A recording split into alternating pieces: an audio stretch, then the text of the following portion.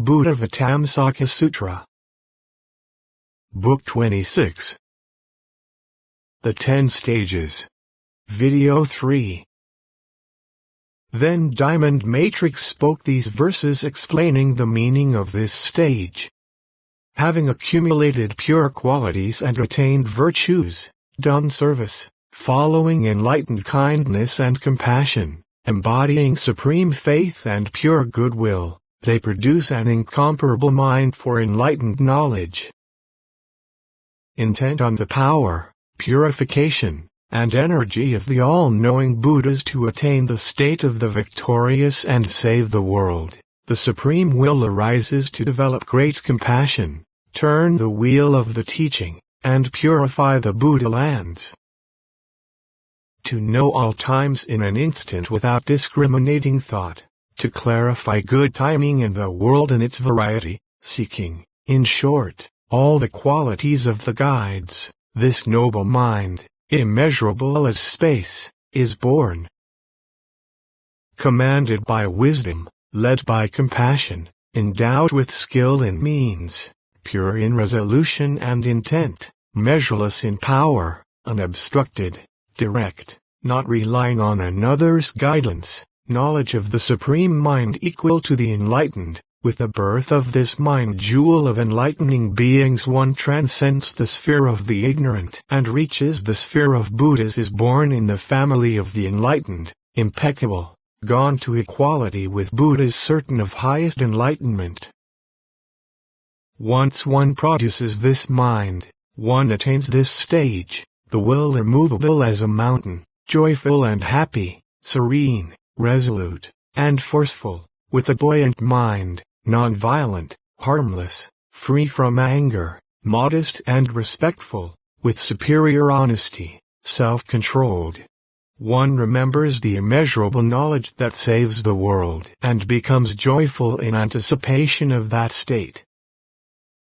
When one attains this stage, 5 fears depart, not being able to make a living, dying, reputation, misery, fear of groups. Thus fear is gone. Why? Because there is no attachment to self. Those free from fear and full of compassion and kindness, with faith, respect, and modesty, rich in virtues, practicing good day and night, seek the teaching for the sake of truth and not for enjoyment of mundane desires. Considering well the teachings they have heard with unattached minds, their will for enlightenment directed without desire for gain, seeking knowledge and power, the purifying teachings of Buddhas, they work on the ways of transcendence, free from delusion and conceit. Acting in accord with their words, steadfast in truthful speech, they do not sully the family of Buddhas carrying out the study of enlightenment. Detached from mundane doings, wishing benefit for the world, tireless in good works, they climb ever higher. Thus seeking the truth, intent on the quest for virtue, they undertake the vow to behold the Buddhas. To preserve the true teaching and approach the seers, they undertake the vows of those whose acts are supreme. To develop beings and purify the Buddha land, to populate their land with enlightening beings, with unity of purpose, not in vain, they seek enlightenment everywhere. They undertake many such vows, which are infinitely extensive, enduring as space, beings, time, the nature of things, nirvana, the world, the emergence of Buddhas and the ground of knowledge. They will their vows to last as long as there are mental objects and access to knowledge, endless in the world as long as it operates. When these end, may my undertakings end too, may I attain practice enduring as these. Thus thoroughly dedicated, with harmonious, flexible minds, they put faith in the virtues of Buddhas and observe sentient beings, knowing beings are conditioned. Out of compassion they feel they should rescue suffering beings from afflictions.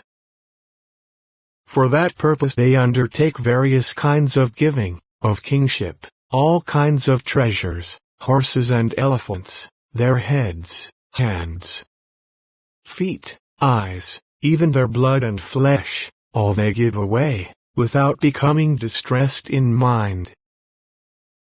They seek out various teachings, indefatigable, learn. They accord with the ways of the world. Knowing the world, modest and steadfast, they serve innumerable Buddhas with reverence and respect. Thus they practice constantly, day and night, their virtue refined as gold in fire. Thus, having made the preparations for the 10 stages, they attain freedom from hindrance, having destroyed the obstacles. Just as a caravan leader, for the benefit of the great caravan, asks about the features of the road and then goes safely, so do enlightening beings in the first stage setting out reach enlightenment unhindered by way of the 10 stages. Stationed here, they become virtuous sovereigns, guiding aright, non-violent and benevolent, leaders of the whole continent. They bring all people to relinquishment all the highest Buddha knowledge. Having boldly abandoned rulership in search of truth, they betake themselves to Buddha's teaching and begin to practice it. Attaining 100 concentrations and seeing 100 Buddha, they shake 100 lands and travel as illuminators. They purify 100 beings, seek out 100 doors of truth, and penetrate 100 eons, manifesting 100 bodies. They manifest 100 enlightening beings, or even more, the power of their supreme vow immeasurable. This is an explanation of the excellent first stage of enlightening beings seeking benefit for all worlds. Such is the first stage of enlightening beings, which is called extreme joy. Having heard about the supreme felicitous realm of this stage, the enlightening beings were delighted, their minds and thoughts pure, getting up from their seats and rising into the air. They scattered flowers all around, uttering words of praise. Excellent, diamond matrix, replete with great wisdom and expertise. You have explained well this stage practiced by enlightening beings. The assembly pure in mind, Moon of Liberation asks to hear about the next highest, second stage. How should the mind be directed to see the second stage? Speak forth, O wise one, the enlightening beings desire to hear. The enlightening being Diamond Matrix said, the enlightening beings who have successfully accomplished the requirements of the first stage and seek the second stage should activate 10 mental dispositions: honesty, gentleness, capability, docility, tranquility, goodness, non-defilement, non-attachment, broad-mindedness, and magnanimity. When these 10 dispositions are operative, one is established in the second stage of enlightening beings, the stage of purity. Enlightening beings in the stage of purity naturally become imbued with 10 virtuous ways of acting. They avoid taking life, they abandon weapons and hostility, they have conscience and sympathy and are compassionate and kind to all living beings, wishing for their welfare. They do not harm living beings even in their fantasies, much less injure other beings by gross physical harm with the conception of beings as such. The enlightening beings also abandon taking what is not given. They are satisfied with what they have and do not desire others' possessions. Thinking of things that belong to others as belonging to others, they do not give rise to any intention to steal and do not take even so much as a blade of grass or a leaf that is not given to them, much less take the necessities of life from others. The enlightening beings also abandon sexual misconduct. They are satisfied with their own spouses and do not desire the spouses of others. They do not give rise to desire for others' spouses, much less have sexual intercourse with them. The enlightening beings also abandon false speech, speaking truthfully, according to what is so, in a manner appropriate to the time, and acting accordingly.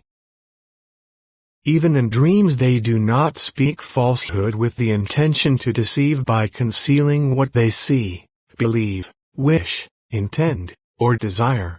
They do not tell lies even in dreams, much less consciously.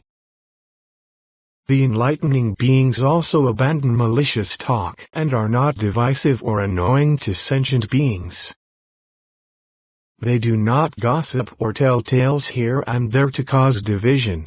They do not break up those who are together or increase the division of those already split. They do not enjoy disunion, do not delight in separation, and do not speak words that cause division, whether they are true or not. The enlightening beings also abandon coarse speech and give up speech that is out of place, crude, dirty, harsh to others, openly or covertly annoying to others, vulgar, worldly or impure, unpleasant to hear, provocative, irritating, outrageous, displeasing, disagreeable, unpleasant, destructive to self or others. Having given up such speech, the enlightening beings speak words that are unabrasive and gentle, agreeable, sweet, causing pleasure, delightful, beneficial, pure, pleasant to the ears, congenial, likable, elegant and clear, understandable, worth hearing, not mixed up, desirable to many people, liked by many people, pleasing to many people, agreeable to many people, enlightening, beneficial and pleasurable to all beings, mentally uplifting, purifying self and others. The enlightening beings also abandon useless speech. They speak prudently, in accord with time, truthfully, meaningfully, rightly, logically, instructively. They speak words with content, carefully considering and guarding their speech, in accord with the occasion, in well-regulated order, reflecting even before telling a joke, and never, of course, chattering at random. The enlightening beings also become free from covetousness, not even conceiving any craving for others' wealth, pleasures, enjoyments, goods, and possessions, much less desiring to possess what belongs to others. They do not seek or hope for or desire gain. The enlightening beings also become free from malevolence and anger. They are kind to all beings, desirous of their welfare, sympathetic, solicitous, loving, protective of all, attentive to what is good for them. Giving up everything of the nature of the blemish of anger, resentment, and unfriendliness, opposition, and attack inflamed by ill will and hostility, the enlightening beings are to reflect on what is beneficial, considering what is called for by kindness for the welfare and happiness of all beings. The enlightening beings also come to have right insight and follow the right path. They give up divination and various misguided views, see rightly, do not practice deception, and set their minds on the Buddha, teaching, and community. As the enlightening beings constantly preserve these 10 virtuous ways, they evoke this intent: whatever ills, states of woe, and pitfalls beset sentient beings, all are caused by practicing non-virtuous action, so I myself will abide in right action and also lead others to right action. Why? It is impossible to get others to abide in right action as long as one does not abide in right action oneself. They also think thus: the realms of health, animality, and ghosthood are established by the practice of bad ways of action, and the states from humanity up to the highest realm of existence are established by the practice of good ways of action. The 10 ways of good action on a higher level practiced by wisdom, due to narrowness, fear of the world, lack of great compassion, and following the speech of another, develop the vehicle of hearers. Purified on a yet higher level because of not being led by another, because of self-realization without following anyone, because of self-enlightenment without seeking from another, because of lack of great compassion and skill in means, and because of profound understanding of conditionality, they develop the vehicle of individual illuminates. Purified on an even higher level, by immeasurable broad-mindedness, sympathy and compassion, absorption of skill in means, undertaking of great vows, not abandoning sentient beings, and focus on the vast knowledge of Buddhahood, they make for the breadth of practice to purify the stages of enlightening beings and the ways of transcendence. Purified on a yet higher level, they are conducive to the perfection of all characteristics of enlightenment, up to endowment with the 10 powers and the full realization of all qualities of Buddhahood. Therefore, by means of these ways of good action, having undertaken them all equally, effort should be made to accomplish the complete purification of all of their aspects. They also realize this: bad actions at their worst, when developed and done a lot, are the cause of hell. At a middling degree, they are the cause of animality. At their least, they are the cause of the underworld. Taking life leads to hell, to animality, to the underworld, but if one is born human, it brings about 2 consequences: a short life and much sickness.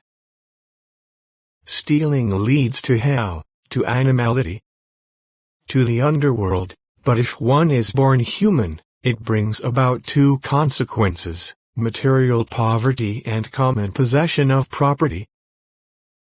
Sexual misconduct leads to hell, to animality, to the underworld, but if one is born human, it brings about 2 consequences: an unruly society and an unfaithful spouse.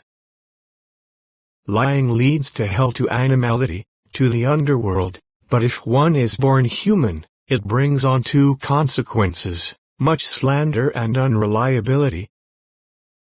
Divisive talk leads to hell, to animality, to the underworld, but if one is born human, it brings about 2 consequences: a broken home and a wretched family.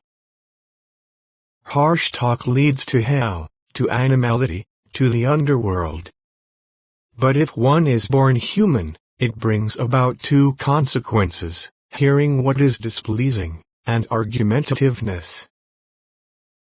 Confused, senseless talk leads to hell, to animality, to the underworld, but if one is born human, it brings about 2 consequences: one's words will not be believed and one's speech will be unclear.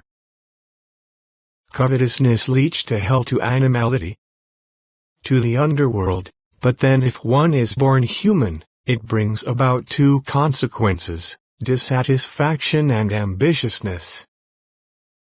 Anger leads to hell, to animality, to the underworld, but then if one is born human, it brings on 2 consequences: falling into had views and becoming tricky and deceitful.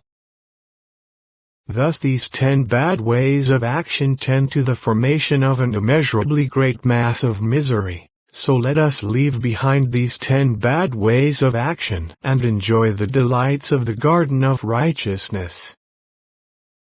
Having abandoned these 10 bad ways of action, they live by the 10 good ways of action and also lead others to them.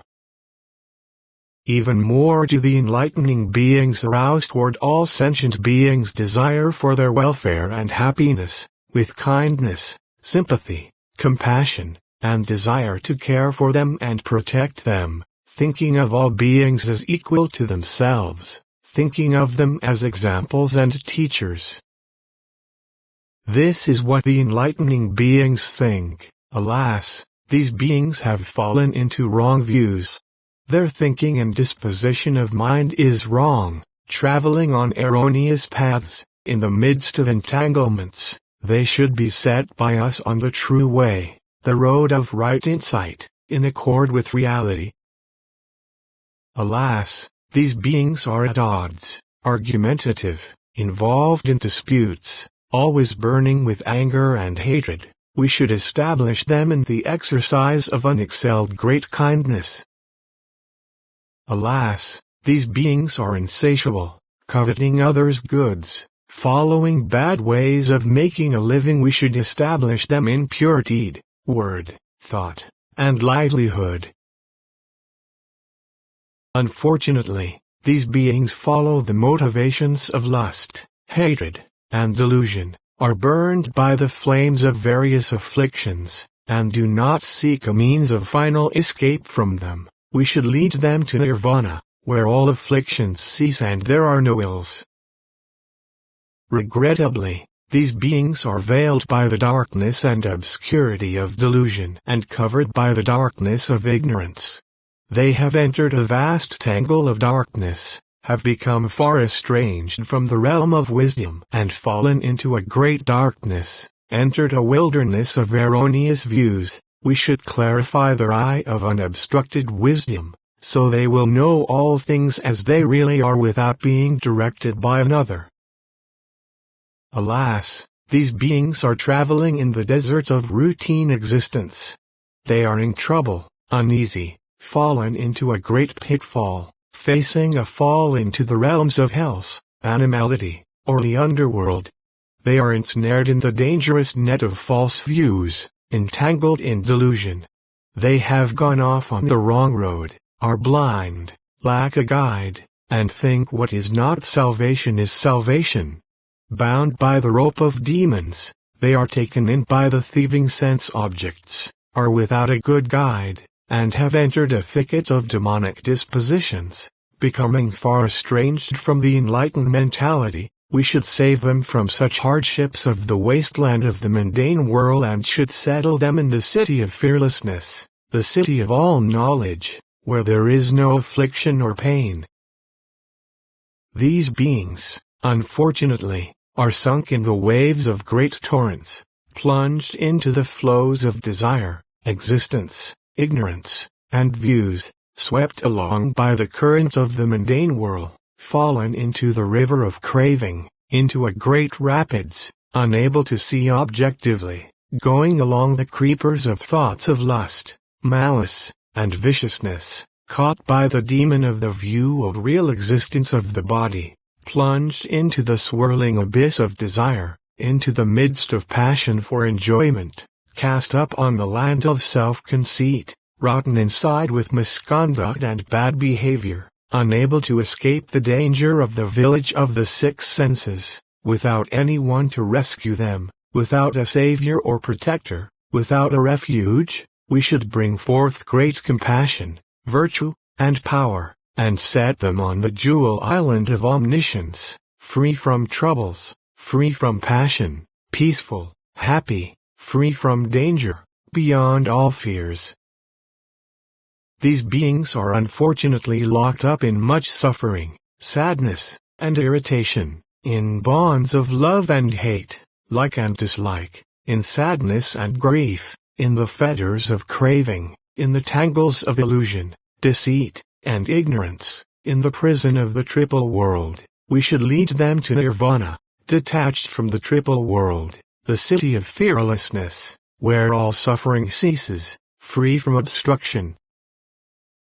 Alas, these beings are attached to self and possessions, unable to get out of clinging to the elements of body and mind, acting according to delusions, dwelling in the desolate village of the senses, attacked by the vipers of physical constituents, besieged by the murderous bandits of the body-mind clusters, experiencing immeasurable pain. We should bring them to supreme bliss, free from all attachments, that is, to nirvana void of all obstructions. It is a pity that the aspirations of these beings are base and narrow, and they lack the will for highest omniscience. Even if they want to escape, they think of the vehicles of those aiming for individual enlightenment and liberation alone. We should set them in the unexcelled great vehicle of universal salvation in accord with focus on the great resolution for supreme Buddhahood and the perspicacity of omniscience. Thus many Buddhas come within the range of perception of the enlightening beings who are in accord with the sustaining power of morality, who have skillfully activated sympathy, compassion, and kindness, who are unsolicited good friends to all beings, who have not abandoned sentient beings, who skillfully accomplish what is to be done, who are stationed in the enlightening being's stage of purity. By the enlightening being's great vision and willpower, the enlightening beings perceive enormously many Buddhas, many hundreds, thousands, millions, billions, trillions of Buddhas by their tremendous vision and the power of their vows. Having seen those Buddhas, they honor and pay respect and homage to them with lofty intent, and provide them with the necessities, clothing, food and drink, bedding, and medicine. They also provide comforts for enlightening beings and pay respect to the religious community. They dedicate these roots of goodness to unexcelled perfect enlightenment. Also they attend those Buddhas and respectfully learn from them the 10 ways of virtuous action and never forget them as they have learned them. Over countless eons rid of the defilements of envy and bad behavior, they therefore attain purity of generosity and morality. Just as gold becomes more and more free from all impurities when put in vitriol, so do enlightening beings in this stage of purity, by virtue of riddance of the impurities of envy and bad behavior, accomplish purity of generosity and morality. Among the 4 means of salvation, kind speech is paramount in them. Among the 10 transcendent ways, morality is paramount. This does not mean they do not practice the rest. They do so as best they can, as is appropriate. This is a brief explanation of the 2nd stage of enlightening beings, the stage of purity. Many of the enlightening beings in this stage are sovereigns, lords of 4 continents and masters of the law, competent, powerful, able to rid beings of the impurities of bad behavior, to set them on the 10 paths of virtuous conduct. Whatever acts the enlightening beings undertake, whether by way of giving, or kind speech, or beneficial action, or cooperation, all of it is done with no other thoughts in mind but thoughts of the Buddha, the teaching, the community, enlightening beings, the practices of enlightening beings, the ways of transcendence, the stages, the powers, the expertises, the unique qualities of Buddhas and all aspects of omniscience. Why? To become the best of beings, unexcelled leaders and guides, and ultimately omniscient refuges. Those who seek to be thus undertake the appropriate effort, by which they give up all comforts and go forth into the teaching of Buddha. Having gone forth, in a single instant they suddenly attain 1,000 concentrations, see 1,000 Buddhas and recognize their power, shake 1,000 worlds, go to 1,000 fields, illumine 1,000 worlds, mature 1,000 beings, live for 1,000 eons, penetrate 1,000 eons past and future, contemplate 1,000 teachings, and manifest 1,000 bodies, each body manifesting a company of 1,000 enlightening beings. Then enlightening beings with superior power of commitment, by the quality of excellence of vows, transform their bodies, auras, mystic powers, vision, spheres of operation, voices, conduct, adornments, power, resolutions, and performances in countless ways. Continue to video 4.